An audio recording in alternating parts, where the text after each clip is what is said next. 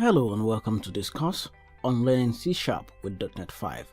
We will be starting with the fundamentals of programming in C#. I am Dara Oladapo, and this is a little bit about me.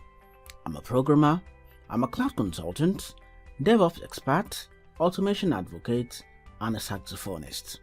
You can find information about me at my website, daraoladapo.com.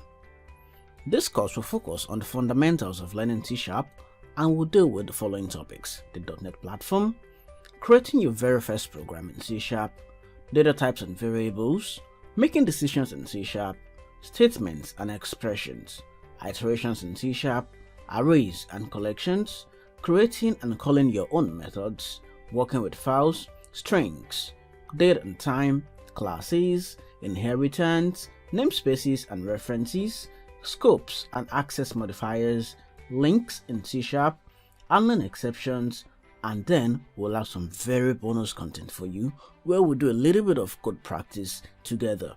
You can find the code samples for this course at bit.ly/learn-c#-.net. Let's get started. If you like this video, please give it a thumbs up and also subscribe to my channel and hit the notification bell so you will get notifications when I post new videos on this channel. See you in another video. Goodbye.